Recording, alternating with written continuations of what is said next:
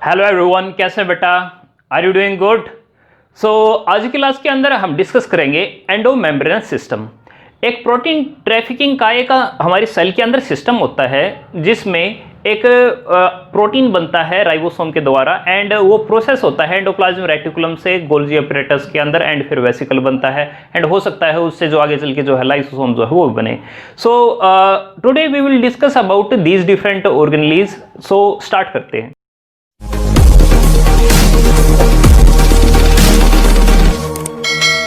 तो endomembranes system को हम डिफाइन कर सकते हैं, it is A protein trafficking system in which protein that form in ribosome process into organelles like endoplasmic reticulum,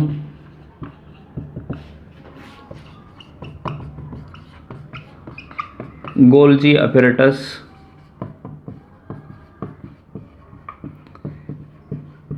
lysosome,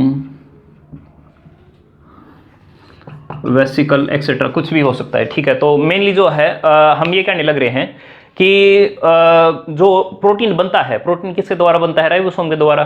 तो ribosome जो प्रोटीन बनाता है, वेल राइबोसोम प्रेजेंट कहाँ पर होता है तो वो हम एक बार देख लें। तो राइबोसोम जो है वो जनरली इसके अंदर होता है, तो मैंने अभी तक इसके बारे में कुछ आपको बताया नहीं है। सो बेटर कि मैं इन सारी चीज़ों को एक बारे में आपको पहले जो है बता दूं।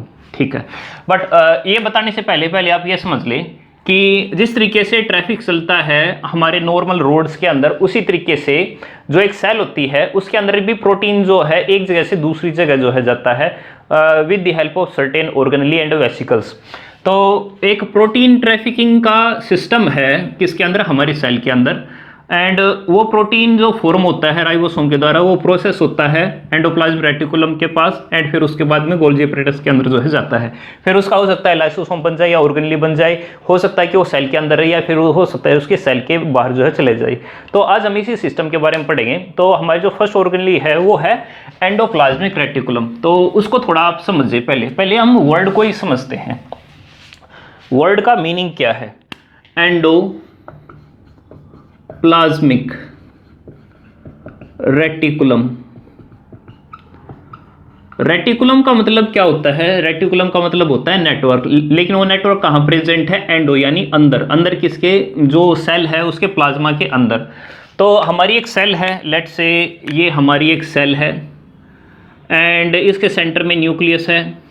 तो न्यूक्लियस जो है उसके चारों तरफ एक नेटवर्क सा जो है वो बिछा हुआ है एंड जो ये नेटवर्क है न्यूक्लियस के चारों तरफ, इसी को हम क्या बोलते हैं?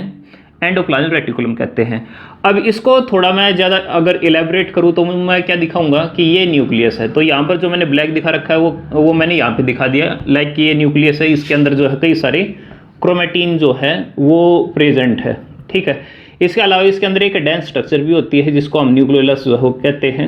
न्यूक्लियोप्लाज्म जो है इसके अंदर जो है प्रेजेंट होती है, बट इतनी सारी डिटेल के बारे में जानने की अभी जरूरत नहीं है क्योंकि न्यूक्लियस की ऑर्गेनेल अलग से होगी तो उसके अंदर हम देख लेंगे। तो जो न्यूक्लियस होता है उसके अंदर दो मेम्ब्रेन है। तो एक तो उसकी मेम्ब्रेन है जो अंदर वाली है। तो ये जो मेम्ब्रेन है, ये अंदर वाली जो मेम्ब्रेन है उसको हम कहते हैं inner membrane. Inner membrane of nucleus. And एक है एक्सटर्नल मेम्ब्रेन, ये इनर है और ये आउटर मेम्ब्रेन है, आउटर मेम्ब्रेन ऑफ न्यूक्लियस। तो जो आउटर मेम्ब्रेन है किसकी? न्यूक्लियस की। तो ये न्यूक्लियस की इनर मेम्ब्रेन एंड ये उसकी आउटर मेम्ब्रेन। तो जो आउटर मेम्ब्रेन है वही उस एक्सटेंड हो रखी है। तो अगर यहाँ पे देखिए ये इनर मेम्ब्रेन है और ये फिर उसके बाद जो है एक्सटेंड जो है होगी और ये इतनी ज़्यादा एक्सटेंड होगी कि ये एक नेटवर्क से बनने लग रही है। तो ये जो नेटवर्क है वो किससे डेवलप हुआ है? ये आउटर मेम्ब्रेन ऑफ न्यूक्लियस जो है उससे डेवलप हुआ है। एंड यही जो नेटवर्क होता है उसको हम क्या बोलते हैं? इसको हम बोलते हैं एंडोप्लाज्मिक रेटिकुलम। तो ये हमारा जो पार्ट है वो क्या है, एंडोप्लाज्मिक रेटिकुलम। तो हम इसके बारे में क्या क्या बता सकते हैं। फर्स्ट भाई, it is A membranes network present around the nucleus. तो इसका मतलब ये भी है कि अगर किसी सेल के अंदर न्यूक्लियस नहीं होगा तो उनके अंदर एंडोमेम्ब्रेनस जो ये एंडोप्लाज्मिक रेटिकुलम है ये भी उसके अंदर नहीं होगा। जिस तरीके से आरबीसी को देखे, क्या उसके अंदर न्यूक्लियस होता है? नहीं। तो क्या एंडोप्लाज्मिक रेटिकुलम उसके अंदर मिलेगा? नहीं मिलेगा। सीवी ट्यूब सेल है, क्या उसके अंदर न्यूक्लियस होता है? नहीं। अगर उसके अंदर न्यूक्लियस नहीं होता क्यों, तो क्या एंडोप्लाज्मिक रेटिकुलम उसके अंदर नहीं होगा? बिल्कुल नहीं होगा। ठीक है, अगर न्यूक्लियस ही नहीं है तो होगा ही नहीं। प्रोकैरियोटिक सेल के अंदर क्या ये चीज़ होगी? नहीं होगी, क्योंकि न्यूक्लियस ही नहीं है इसके अंदर। इसके अलावा भाई हम बता सकते हैं कि जो ER है, ER का मतलब क्या है, endomembranes system is developed from the outer membrane of nucleus। Nucleus की जो आउटर मेम्ब्रेन जो है उससे जो है ओरिजिनेट होता है, यानी कि उससे जो है ये जो है वो फॉर्म होता है। और इसके बारे में क्या बता सकते हैं, it is discovered and coined by Porter and Thomson in 1945। 1945 में इसको जो है डिस्कवर जो है वो किया गया था। इसके अलावा अगर हम देखें तो ये मेम्ब्रेन से मिलके ही बना हुआ है। तो हम इसके बारे में लिख सकते हैं, it is mainly formed of membrane and it separates the cytoplasmic environment and lumen of ER environment। तो इस चीज़ को समझे भाई, एक तो नॉर्मल सेल है, ठीक है, सेल के अंदर न्यूक्लियस है और इसके चारों तरफ साइटोप्लाज्म है। तो एक तो ये साइटोप्लाज्म का इन्वायरमेंट है। क्या कहने लग रहे हैं कि इसके साथ में एक अलग से लुमेन है, तो यहाँ का जो इन्वायरमेंट होगा क्या वो इसके बराबर होगा? नहीं, क्योंकि दोनों जगह मेम्ब्रेन आ गई। तो अगर मेम्ब्रेन अगर सेपरेट करने लग रही है तो इसका मतलब क्या है कि जो ये लुमेन है, ये लुमेन के अंदर का इन्वायरमेंट अलग होगा एज कंपेयर टू जो साइटोप्लाज्म का इन्वायरमेंट है। इसी वजह से यहाँ पर एक डिफरेंट टाइप की रिएक्शन जो है वो हो सकती है, जिससे कि और फर्दर कोई प्रोसेस जो है हो सकती है। इसी चीज़ को हम बोलते हैं कि जो यूकैरियोटिक सेल है उसके अंदर कंपार्टमेंटलाइजेशन होगी, यानी कि जितनी भी ऑर्गेनेली है उनके अंदर एक स्पेसिफिक जगह जो है वो अलॉट कर रखी है कि वहाँ पर जो है ये पर्टिकुलर काम जो है वो हो सके। इसके अलावा भाई the lumen of ER is around 40 to 50 nanometre wide. तो 40 से 50 नैनोमीटर तक जो है वो होता है। तो अगर हम यहाँ पे देखें तो एक तो ये नेटवर्क है, ठीक है, एंड एक यहाँ से कुछ पाइप जो है वो बाहर निकले हुए हैं, तो जिनको ट्यूब्यूल बोलते हैं, और एक यहाँ पर जो वेसिकल जो है वो प्रेजेंट है। तो हम कहते हैं कि जो ER है उसके 3 कंपोनेंट हैं। तो अगर हमसे कंपोनेंट के बारे में अगर पूछा जाए तो कंपोनेंट्स के बारे में हम बता सकते हैं। कंपोनेंट्स क्या क्या हैं? पहला वही सिस्टरने क्या है, ये आप देखने लग रहे हो यहाँ पे, ये क्या है, एक सैक है जिसको हम क्या कहेंगे, सिस्टरने जो है वो कहेंगे, ठीक है। तो these are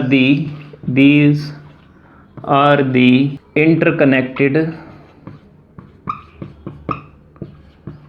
sac of membrane that originate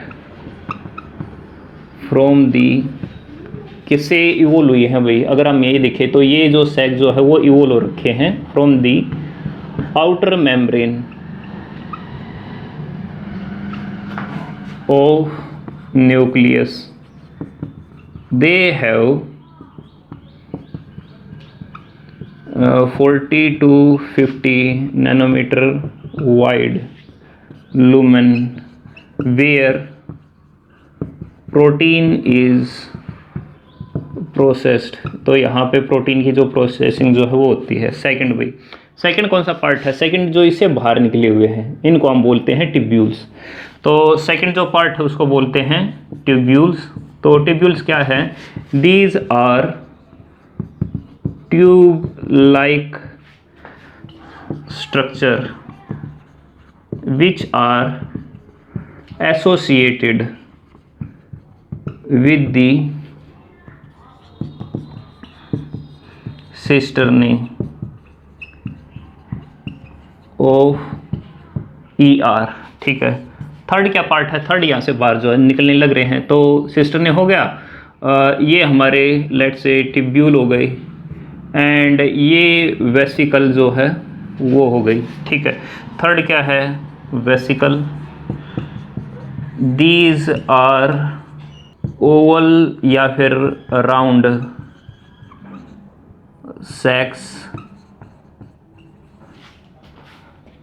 of ER which carry processed protein that passes to Golgi apparatus।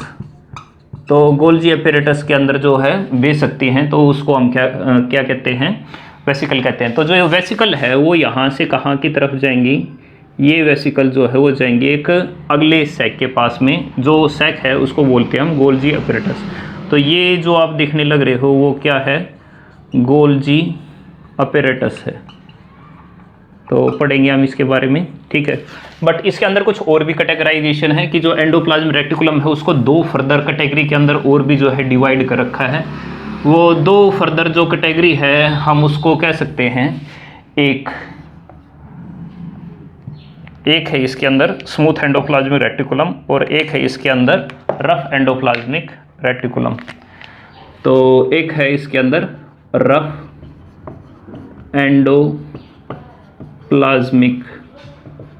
Reticulum और दूसरा है इसके अंदर स्मूथ, दूसरा जो है स्मूथ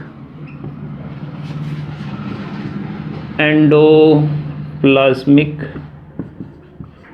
रेटिकुलम। तो इसको हम बोलते हैं RER और इसको बोलते हैं SER। तो SER का यहाँ पर क्या मतलब है? स्मूथ एंडोप्लाज्मिक रेटिकुलम, और RER का मतलब क्या है? रफ एंडोप्लाज्मिक रेटिकुलम है। तो इसके बारे में हम और क्या क्या लिख सकते हैं कि जो रफ है उसके ऊपर जो है एक ऑर्गेनली जो है प्रेजेंट होती है जिसको हम बोलते हैं राइबोसोम। तो जो मैंने यहाँ रेड में दिखा रखा है वो एक ऑर्गेनली है, और जो ऑर्गेनली है उसका नाम क्या है? राइबोसोम। तो इसके अंदर लिख सकते हैं कि ER with ribosome is called RER। और स्मूथ एंडोप्लाज्मिक रेटिकुलम के अंदर हम कह सकते हैं it is ER without ribosome, यानी कि ER प्रेजेंट होता है, यानी कि मेम्ब्रेन का नेटवर्क है, लेकिन उसके साथ में राइबोसोम जो है वो प्रेजेंट नहीं होता। अब चूंकि इसके पास राइबोसोम होता है और राइबोसोम जो है प्रोटीन बनाता है, तो यहीं से इनके फंक्शन के अंदर डिफरेंसेस जो है वो जनरेट हो जाते हैं। तो जैसे इसके अंदर प्रोटीन प्रेजेंट है तो it is used to provide site for, तो साइट फॉर किसके लिए? राइबोसोम। इसके पास राइबोसोम जो है होते हैं, they are joined by ribophorin. तो राइबोफोरिन के द्वारा जो है वो जुड़े होते हैं, लेकिन इसके अंदर तो ऐसा कुछ है ही नहीं। तो दे डू नॉट हैव, क्या नहीं होता इसके अंदर? राइबोफोरिन जो है वो इनके पास में नहीं होता, क्योंकि राइबोसोम तो इसके साथ में जुड़े हुए है ही नहीं। जब ये प्रोटीन बनाने लग रहा है they modify protein by editing protein through glycosylation and other process। तो यहाँ पर प्रोटीन जो है वो एडिट हो जाता है, क्योंकि यहाँ पर प्रोटीन जो है वो आने लग रहा है, तो ग्लूकोज अगर ऐड करना है तो वो जो है यहाँ पे ऐड हो सकता है। They are used for storage purpose, जैसे कि कैल्शियम हो गया। तो कैल्शियम कहाँ पर स्टोर होता है? जो स्मूथ एंडोप्लाज्मिक रेटिकुलम है उसके अंदर जो है स्टोर होता है। इसके अलावा हॉर्मोन्स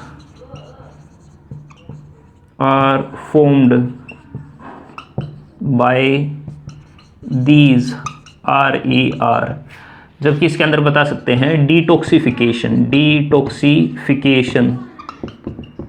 ओकर बाय दिस ER। तो ये जो ER होगी वो किस चीज़ में हेल्प करेगी? जो वेस्ट अगर आ जाता है जो कि हार्मफुल है, तो उसको डिटॉक्सिफाई करने में जो है ये काम जो है वो इट फॉर्म्स,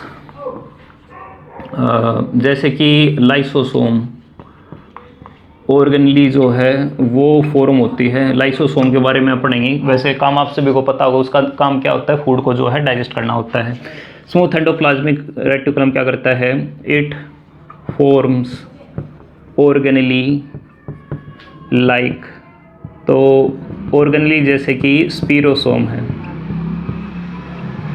स्पिरोसोमा काम क्या होता है? स्पिरोसोमा काम होता है फैट सिंथेसिस और उसके साथ में जो मेटाबॉलिज्म है, तो इसको हम अलग से ओलियोसोम जो है वो भी कह देते हैं।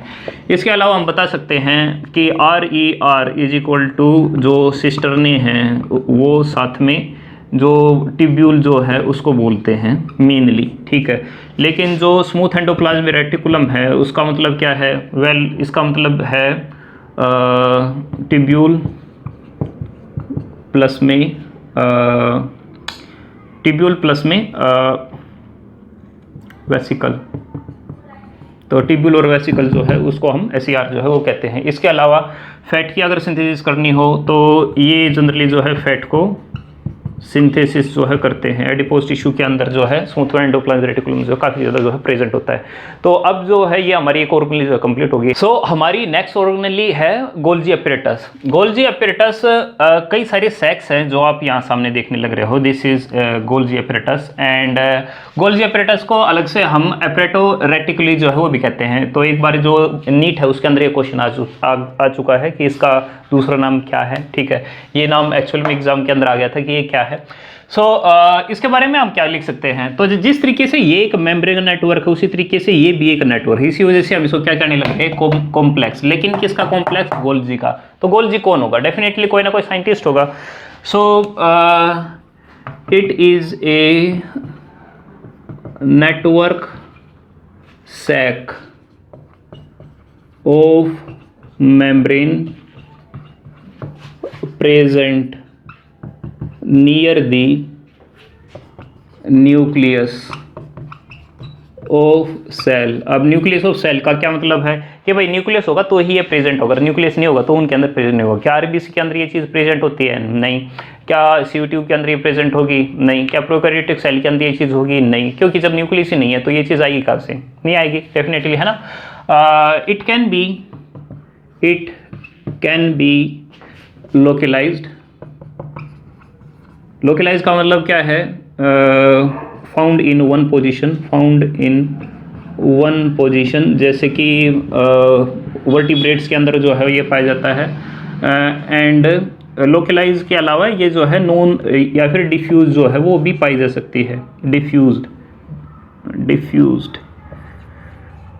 डिफ्यूज का मतलब क्या है? Found around the nucleus. तो जैसे इन्वर्टिब्रेट्स जो है उनके अंदर जो है ये डिफ्यूज टाइप का जो है पाया जाता है। अब जैसे कि मैंने यहाँ पे न्यूक्लियस दिखा रखा है, न्यूक्लियस के ठीक नीचे गोल्जी एपरेटस है, तो इसका मतलब क्या है, ये लोकलाइज्ड है, मतलब एक जगह फिक्स है। लेकिन अगर ये यहाँ पर डिफरेंट जगह अगर प्रेजेंट हो तो हम इसको क्या कहेंगे कि ये डिफ्यूज स्टेट के अंदर है। जनरली जो इन्वर्टिब्रेट्स है उनके अंदर इसी टाइप की सिचुएशन जो है वो पाई जाती है। सो अगर हम इसी के अंदर आगे देखें तो हम बता सकते हैं कि इट इज़ डिस्कवर्ड बाय किसके द्वारा डिस्कवर हुई होगी, कैमिलो गोल्जी, ठीक है, कैमिलो गोल्जी, ठीक है, उसके द्वारा जो है ये डिस्कवर जो है वो किया गया। अगर हम इसके सेक्स को देखें, अगर हम इसके कंपोनेंट को देखें तो एक तो ये सेक्स हैं, जो ये सेक्स है हम इनको बोलते हैं कि ये क्या हैं, सिस्टरने हैं। एंड यहाँ पर देखें तो ये क्या हैं, वेल ये जो है ट्यूब्यूल हैं। एंड ये अगर हम देखें तो ये इससे क्या बाहर निकलने लग रही है, ये इसकी वेसिकल जो है वो बाहर निकलने लग रही है। तो it has 3 component, it has 3 component.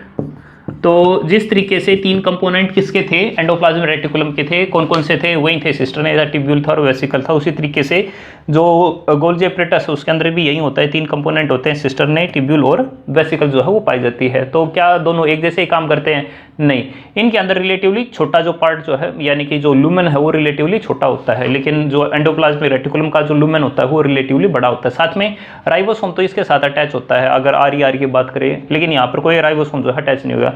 यहाँ पर तो फाइनलाइज होती है प्रोसेसिंग, जैसे कि लाइसोसोम जो है वो बनना कहाँ पे स्टार्ट हो गया था, यहाँ पे, लेकिन फाइनल जो प्रोसेस हो वो कहाँ पर होगी, वो यहाँ पर होगी, ठीक है।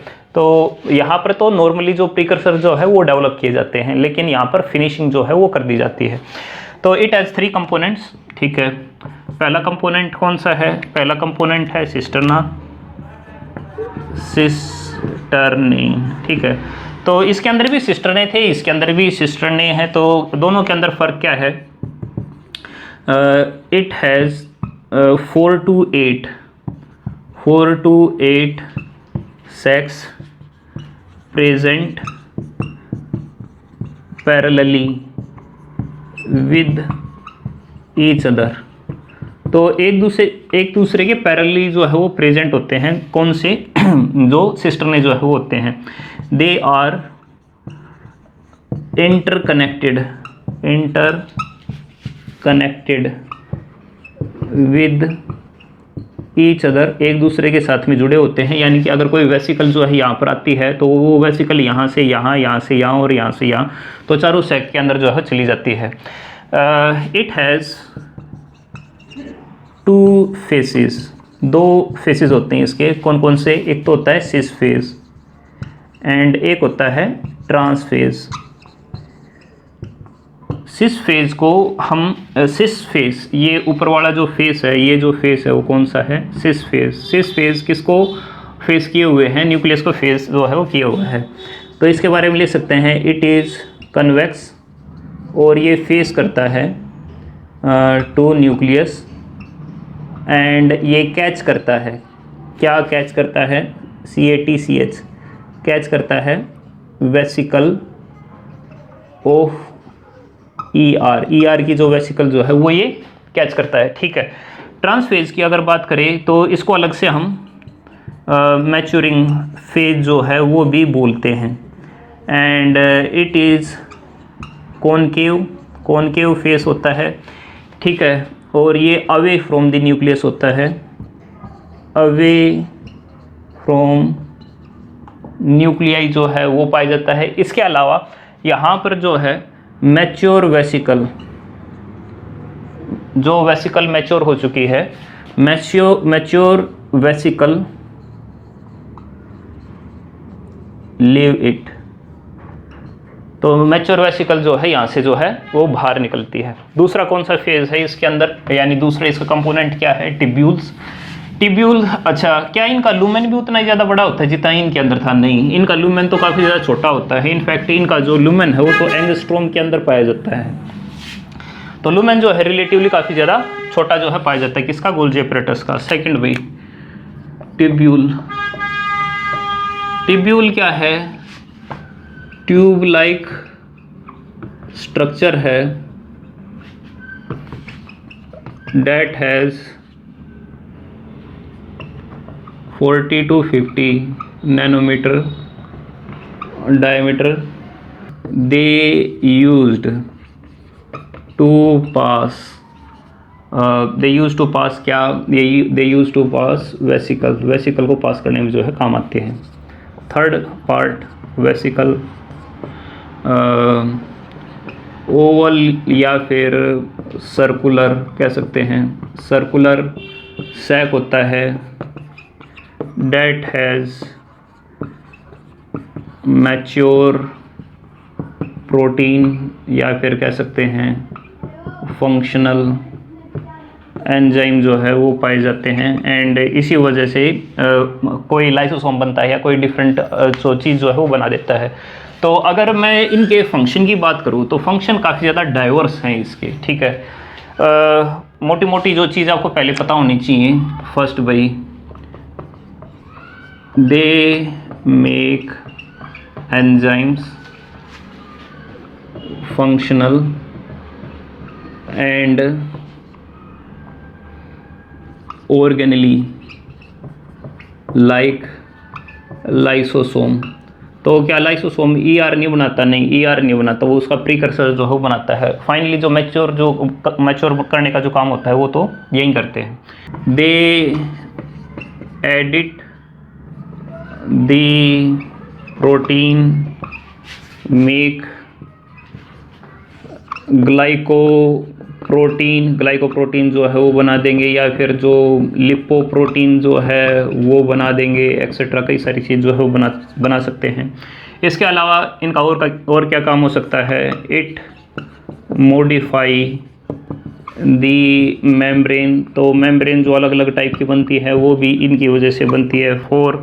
Fourth, it is used to make acrosome of sperm. Acrosome क्या होता है? जो स्पर्म है उसका हेड पार्ट होता है, और हेड पार्ट के अंदर जो है कई सारे एंजाइम जो है प्रेजेंट होते हैं. फर्टिलाइजेशन के टाइम पे जो स्पर्म है वो एग के साथ में फ्यूज़ कर पाता है, क्योंकि जो स्पर्म है उसके पास में एंजाइम प्रेजेंट है. तो जो एंजाइम है वो किसके द्वारा आए हैं? वो इसी के द्वारा जो है डेवलप हुए हैं. अगर ये नहीं होगा तो एक्रोसोम जो है वो नहीं बनेगा. फिफ्थ भाई, इट फॉर्म्स हार्मोन. तो हार्मोन जो है इसी की वजह से बनते हैं, क्योंकि बनना तो स्टार्ट यहाँ से होता है लेकिन फाइनल जो प्रोसेसिंग जो है वो होनी तो यहीं पर ही है. इसके अलावा आप और लिख सकते हैं, it is the post office of cell. Post office of cell होता है which passes vesicle to its target site. तो कोई वेसिकल ऐसी होगी जिसको सेल पे ही रहना है, कुछ वेसिकल ऐसी होगी जो बाहर की तरफ जाएगी. तो इसका जो डिटर्मिनेशन है वो कौन करता है? गोल्जी एपरेटस करता है. तो पोस्ट ऑफिस के अंदर नॉर्मली क्या होता है? खत जो है उसके अंदर चला जाता है, स्टैम्प उसके ऊपर मार दी जाती है एंड फिर उसको भेज दिया जाता है जहाँ पर उसका टारगेट होता है. तो जो गोल्जी एपरेटस है वो भी ऐसे ही काम करती है. कोई भी इसके पास में प्रोटीन आने लग रहा है तो कौन सी उसकी जगह है उसको वहाँ तक पहुँचा देती है. सेल के अंदर अगर पहुँचाना है तो सेल के अंदर, नहीं तो सेल से बाहर जो है निकाल देती है.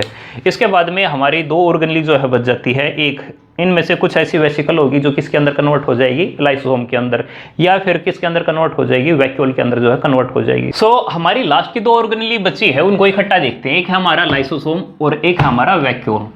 लाइसो अगर वर्ड से ही देखो, लाइसो का मतलब क्या है? लाइसो का मतलब है ब्रेक डाउन. Break down. तो ऐसी ऑर्गेनली जो क्या कर दे? ब्रेक डाउन कर दे. तो एक ऐसी ऑर्गेनली है जो ब्रेक डाउन कर सकती है. वैक्यूल का मतलब क्या है? एक स्टोर हाउस. ठीक है, तो दोनों के बारे में हम क्या बता सकते हैं? It is a single membrane bound organelle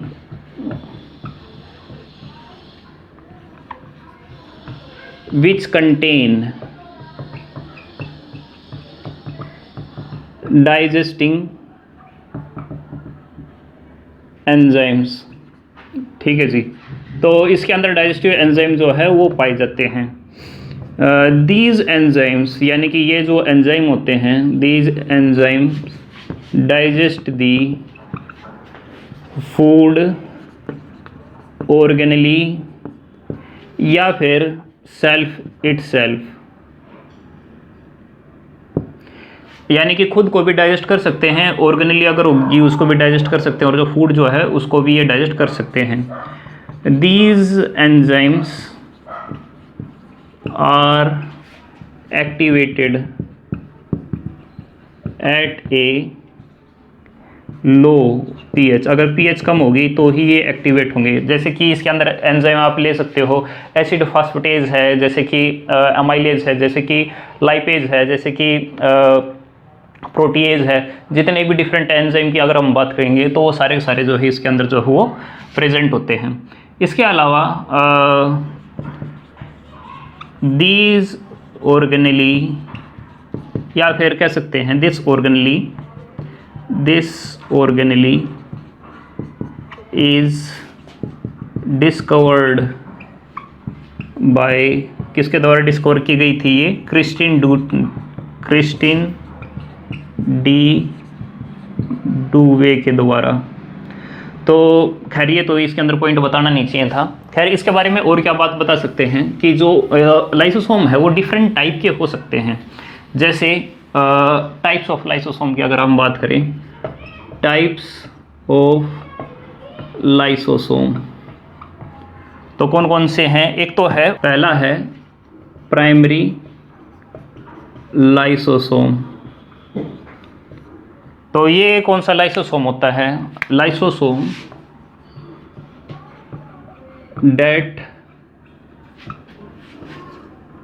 that first formed from the Golgi body या गोल्जी अपरेटस, यानी गोल्जी अपरेटस से अभी अभी जो बन के आया है उसको हम क्या कह देते हैं? प्राइमरी लाइसोसोम जो है वो कह देते हैं।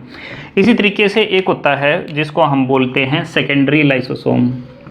सेकेंडरी लाइसोसोम, सेकेंडरी लाइसोसोम का मतलब क्या है? सेकेंडरी लाइसोसोम का मतलब ये है कि जो प्राइमरी लाइसोसोम है, प्राइमरी लाइसोसोम जो है वो फ्यूज हो चुका है किसके साथ में? जो फैगोसोम है। फैगोसोम है। What is phagosome? Food in vacuole. अगर एक वैक्यूल है, अगर उसके अंदर फूड अगर प्रेजेंट है तो उस फैगोसोम के साथ में प्राइमरी लाइसोसोम फ्यूज हो चुका है, जिसकी वजह से फूड जो है वो डाइजेस्ट होने लग जाएगा। तो it is used to digest food को डाइजेस्ट करने में इसको जो है हम कह देते हैं कि ये सेकेंडरी लाइसोसोम जो है वो हो गया। एक होता है रेजिडुअल बॉडीज़। रेजिडुअल बॉडीज़ का मतलब कि ऐसी बॉडी, यानी कि ऐसी वेसिकल जो पड़ी हुई है, उनका ऐसा जो है कोई यूज़ नहीं है। तो इसका मतलब है कि जो प्राइमरी लाइसोसोम है, primary lysosome with defective enzymes and now it is used to store substances for exocytosis। तो it's a sign of disease. कौन सी डिजीज़ हो सकती है? कोई भी डिजीज़ हो सकती है, जैसे कि हेपेटाइटिस है वो हो सकती है, रेनाइटिस है वो हो सकती है, पर कोई ना कोई उसको डिजीज़ जो है वो ज़रूर होगी। नेक्स्ट उसका टाइप है, उसको हम बोलते हैं ऑटोफेजिक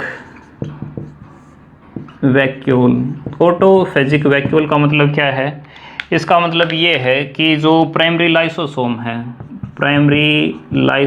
है वो फ्यूज़ हो चुका है किसी न किसी ऑर्गेनेली के साथ, एंड वो डाइजेस्ट करने लग रहा है कोई पर्टिकुलर ऑर्गेनेली के साथ, या फिर हो सकता है it is used to destroy worn out organelle, यानी कि ऐसी ऑर्गेनेली अगर वो यूज़ अगर नहीं होने लग रही है तो उसको ख़त्म करने के लिए जो लाइसोसोम है वो फ्यूज़ हो जाता है उस ऑर्गेनेल के साथ और उसको ख़त्म कर सकता है। लाइसोसोम इज़ आल्सो कॉल्ड, जो लाइसोसोम है, लाइसोसोम इज़ आल्सो कॉल्ड, क्या कह सकते हैं हम उसको, suicide bag, suicide bag because it can digest itself if ruptured, अगर ये टूट गया तो हो सकता है कि ये खुद की ही सेल को ही जो है ख़त्म कर दे। अब वैक्यूल की बात करते हैं। वैक्यूल क्या होता है? एक स्टोर हाउस है, ये भी सिंगल मेम्ब्रेन बाउंड होता है। तो it is a single membrane bound organelle which store materials। तो इसके अलग अलग टाइप जो है वो हो सकते हैं, जैसे कि वो स्टोर क्या करने लग रहा है, विच स्टोर, तो वो स्टोर क्या क्या कर सकता है, जैसे कोई लिक्विड जो है उसको स्टोर कर सकता है, तो उसको हम क्या कह देते हैं, सेफ वैक्यूल जो है वो कह सकते हैं। तो सेफ वैक्यूल का मतलब क्या है कि एक ऐसा वैक्यूल है डेट स्टोर लिक्विड, तो एक लिक्विड जो है वो स्टोर करता है।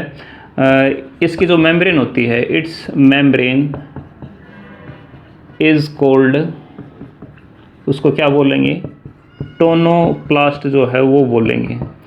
और इसके कहने का क्या मतलब है, इट इज़ फाउंड इन, किसके अंदर पाया जाता है, ये पाया जाता है प्लांट्स के अंदर। To store solute to maintain osmolarity in the cell, क्योंकि ये सेल ऐसी है जो हमेशा पानी के अंदर रहती है, जैसे रूट है वो हमेशा पानी के अंदर रहेगी, तो वहाँ पर ओस्मोलरिटी मेंटेन करने के लिए क्या चाहिए, कोई ना कोई ऐसा ऑर्गेनली होना चाहिए जो वहाँ पे सोल्यूट जो है वो पहले से स्टोर कर ले, ताकि इसको कोई भी दिक्कत ना आए। तो इन दी प्लांट सेल, ठीक है। इसके अलावा इट आल्सो स्टोर पिगमेंट्स, आप पिगमेंट हो सकते हैं जैसे कि एंथोसाइनिन है या फिर जेंथोफिल है, वो हो सकते हैं, that give colour to plant organ को कलर देने के लिए जो है पिगमेंट जो है वो भी ये स्टोर कर सकता है सेफ वैक्यूल। एक होता है कॉन्ट्रैक्टाइल वैक्यूल,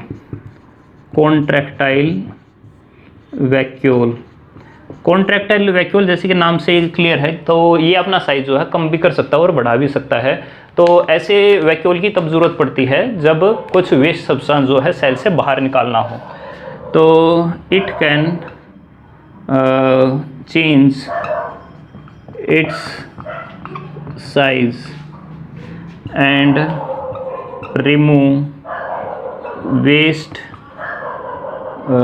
वाटर या फिर सोल्यूट भी हो सकता है फ्रॉम सेल।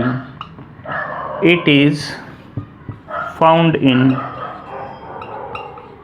मैराइन, जो प्रोटोजोआ होता है उसके अंदर जो है ये अलग से जो है पाए जाते हैं। इट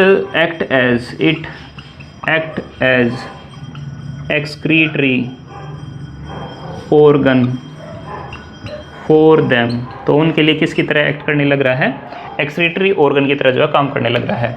एक जैसे सेकेंडरी लाइसोसोम यहाँ पर होता है, उसी तरीके से एक वैक्यूल यहाँ पर भी हम कह सकते हैं, जो फूड को जो है डाइजेस्ट करता है, हम उसको क्या बोलेंगे, फूड वैक्यूल। तो फूड वैक्यूल एग्जैक्टली बिल्कुल वैसा ही है जैसे कि हम यहाँ पे सेकेंडरी वैक्यूल की अगर बात करने लग रहे थे, तो दोनों के अंदर कोई डिफरेंस नहीं है, बिल्कुल वैसा ही है, ठीक है। अगर फैगोसोम के साथ में अगर जो डाइजेस्टिव एंजाइम अगर फ्यूज हो चुके हैं तो उसको हम बोल लेते हैं क्या, फूड वैक्यूल। इसी तरीके से अगर हम आगे देखें तो कुछ बैक्टीरियल सेल होती है, उनके अंदर क्या प्रेजेंट होते हैं, या फिर कुछ प्लांट भी होते हैं उनके अंदर क्या प्रेजेंट होते हैं, कुछ एयर वैक्यूल जो है वो प्रेजेंट होते हैं। तो फोर्थ एक टाइप हो सकता है जिसको हम कहते हैं एयर वैक्यूल। तो एयर वैक्यूल क्या करते हैं, ये स्टोर करते हैं air in its vesicle and used for buoyancy in water and also used for, जैसे गैसीय एक्सचेंज जो है उसके अंदर भी रेडिएशन जो है उससे बचने के लिए जो है ये काम जो है वो करता है। So this is the end of the lecture. I hope आपको समझ में आया होगा। अगर आपको कोई भी डाउट है तो उसको कमेंट करें, मैं उसका आंसर जो है आपको ज़रूर दूंगा। Thanks for watching.